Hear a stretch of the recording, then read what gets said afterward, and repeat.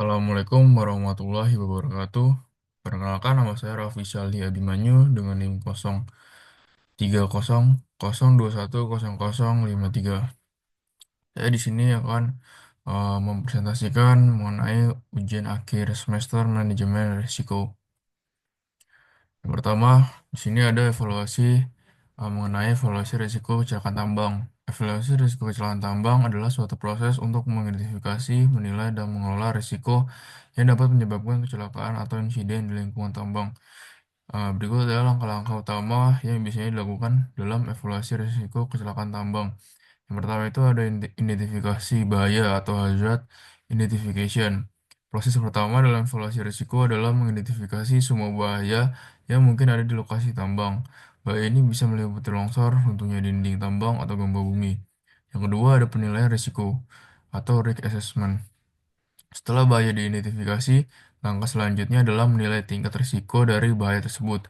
Penilaian risiko melibatkan dua komponen utama.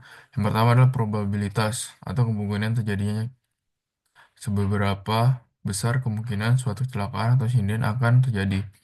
Lalu yang kedua ada dampak atau konsekuensi. Apa dampak atau akibat dari kecelakaan tersebut jika terjadi. Lalu yang ketiga ada penyusunan metrik risiko atau risk metric. Setelah penilaian risiko dilakukan, metrik risiko sering digunakan untuk memetakan tingkat rasio berdasarkan kemungkinan terjadinya dan dampaknya matriks. Ini membantu menentukan apakah risiko tersebut dapat diterima atau perlu dikendalikan lebih lanjut. Biasanya matriks risiko memiliki kolom untuk probabilitas dan baris untuk dampak. Dan setiap kombinasi akan menghasilkan kategori risiko seperti rendah, sedang, tinggi, atau sangat tinggi. Lalu yang keempat ada penentuan langkah pengendalian risiko atau risk control measure. Berdasarkan hasil penilaian risiko, langkah-langkah pengendalian risiko perlu diidentifikasi dan diterapkan. Langkah-langkah penilaian ini bertujuan untuk mengurangi atau menghilangkan risiko yang ada. Lalu selanjutnya ada risk treatment. Proses perlakuan risiko atau risk treatment adalah langkah manajemen risiko yang bertujuan untuk mengelola dan mengurangi risiko yang telah diidentifikasi dan yang dievaluasi sebelumnya. Perilaku risiko ini melibatkan serangkaian tindakan yang dilakukan untuk menangani risiko yang ada, dengan tujuan mengurangi atau menghindari potensi kerugian yang dapat ditimbulkan oleh risiko tersebut.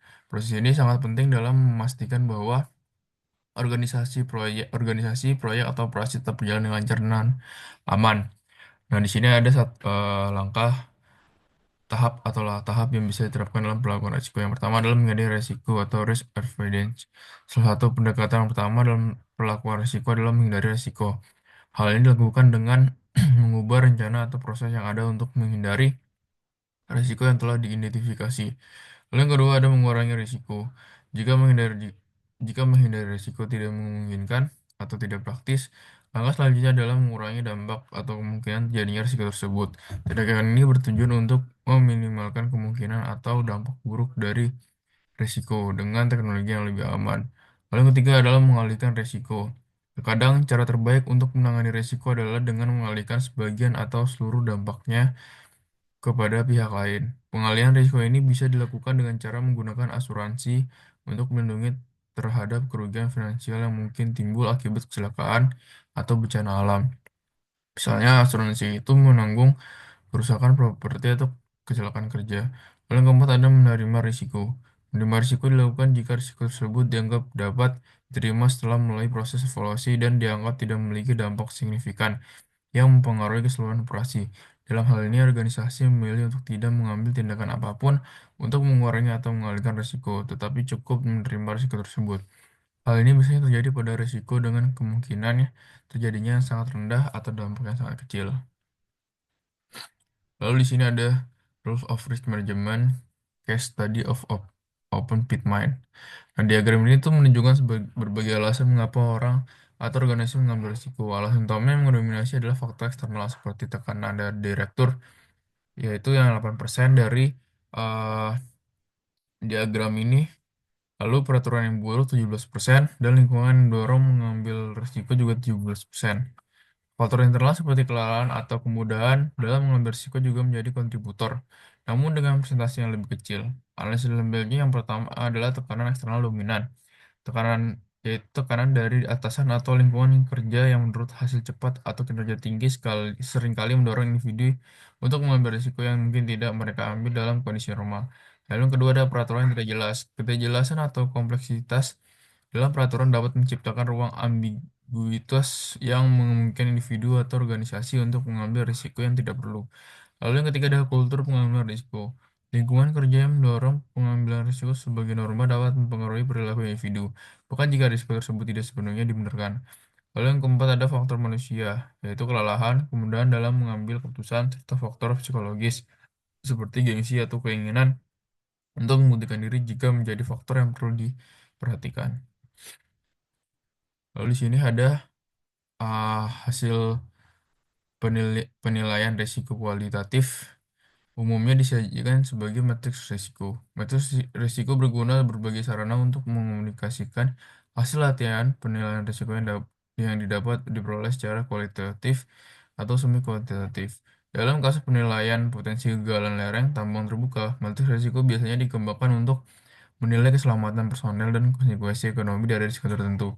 Ya, tabel di samping ini adalah diadaptasi dari pedoman, menunjukkan contoh matriks risiko kualitatif yang disederhanakan. Kemungkinan terjadinya peristiwa risiko diplot secara vertikal pada skala A tinggi hingga E adalah rendah, dan konsekuensi atau dampak diplot secara horizontal dari tidak signifikan hingga bencana untuk membuat matriks 5x5.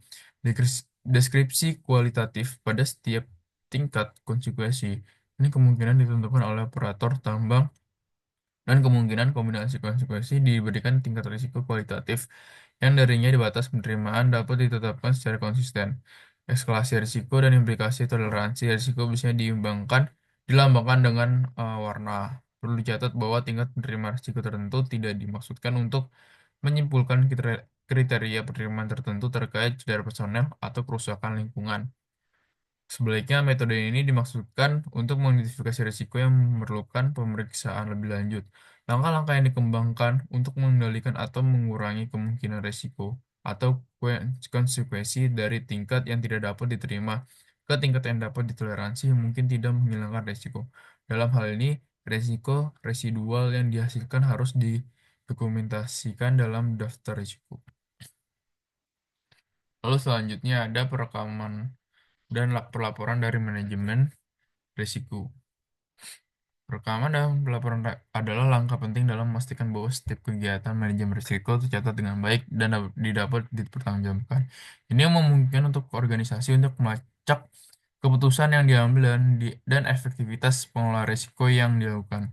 Lalu yang perekaman dalam manajemen risiko itu merujuk pada pencatatan semua informasi terkait dengan identifikasi, penilaian, perilaku, dan pengendalian risiko yang telah dilakukan. Untuk perekaman ini juga mencakup identifikasi, penilaian risiko, dan tindakan pelaporan risiko. Nah, sedangkan pelaporan adalah proses penyusunan dan penyampaian informasi yang terkait dengan manajemen risiko kepada pemangku kepentingan yang relevan, seperti manajemen puncak, dewan direksi, regulator, atau pihak eksternal lainnya. Pelaporan harus mencakup ringkasan risiko, evaluasi efektivitas, rekomendasi tidak lanjut. Lalu yang kedua ada komunikasi dan konsultasi dari manajemen risiko. Komunikasi dan konsultasi adalah elemen penting dalam manajemen risiko yang melibatkan pertukaran informasi dan konsultasi dengan berbagai pihak untuk memastikan bahwa risiko dikelola secara efektif dan transparan. Komunikasi yang baik dalam manajemen risiko memastikan bahwa semua pihak yang terlibat, baik internal maupun eksternal, memiliki pemahaman yang jelas tentang risiko yang dihadapi dan bagaimana risiko tersebut dikelola.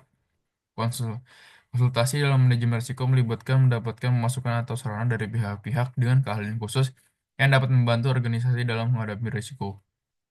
Lalu ada pemantauan dan peninjauan dari manajemen risiko. Pemantauan dan peninjauan adalah proses yang berkelanjutan untuk memastikan bahwa langkah-langkah pengelolaan risiko yang diterapkan tetap efektif, serta mengidentifikasi risiko baru yang mungkin timbul seiring dengan perubahan dalam kondisi internal maupun eksternal. Pemantauan risiko tersebut mengawasi situasi risiko di organisasi, memastikan bahwa risiko yang telah teridentifikasi dan langkah-langkah pengendaliannya berjalan dengan baik. Peninjauan adalah proses evaluasi ulang secara menyeluruh terhadap sistem manajemen risiko yang ada untuk memastikan bahwa kebijakan, prosedur, dan tingkat teknik yang diterapkan masih relevan dan efektif. Baik, sekian dari presentasi saya. Mohon maaf bila ada kesalahan. Assalamualaikum warahmatullahi wabarakatuh.